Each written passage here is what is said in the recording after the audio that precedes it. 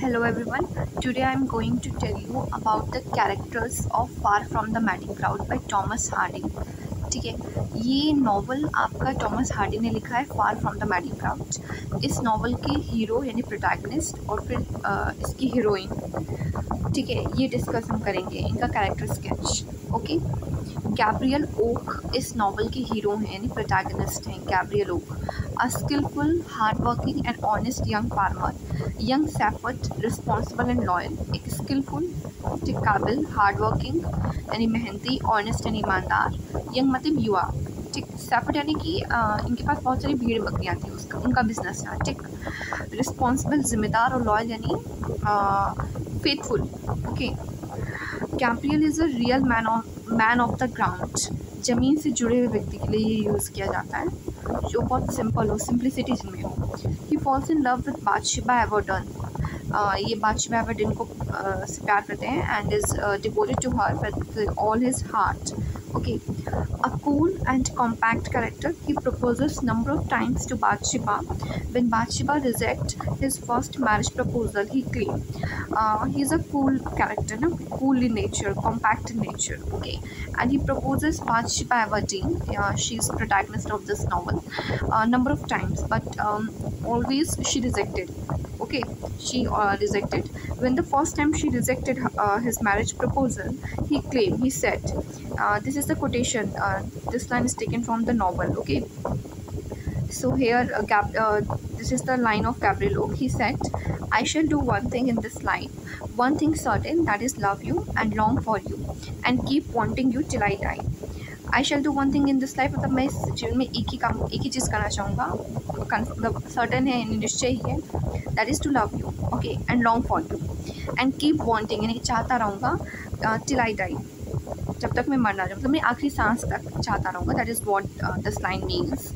Okay, अब देख लेते हैं जो बादशिबा एवर्डन की बात हो रही है वो है कौन।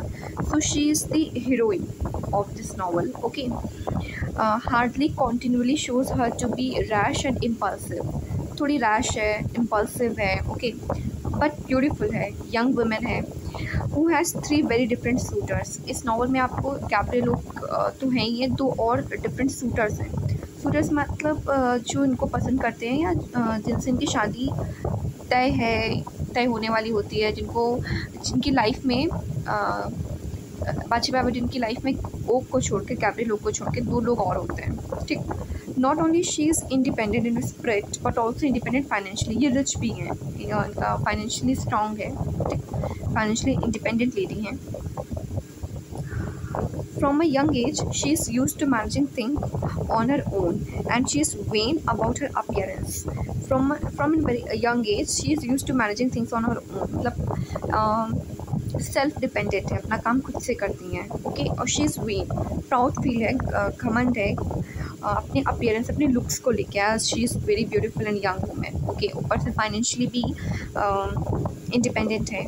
2 चीज़ें, ओके, यहाँ पे इनकी पर्सनालिटी में 4 चांद लगा रहे हैं, 2 चांद लगा रहे हैं, ओके, क्योंकि ब्यूटीफुल भी हैं और फाइनेंशियली इंडिपेंडेंट भी हैं बादशिबा एवर्डन।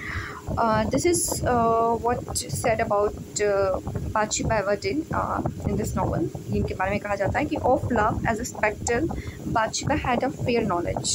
Okay, but of love subjectively she knew nothing. अगर लुक्स की बात करें, how to look, how to manage things, okay, उसमें बादशिबा is good. She has a fair knowledge.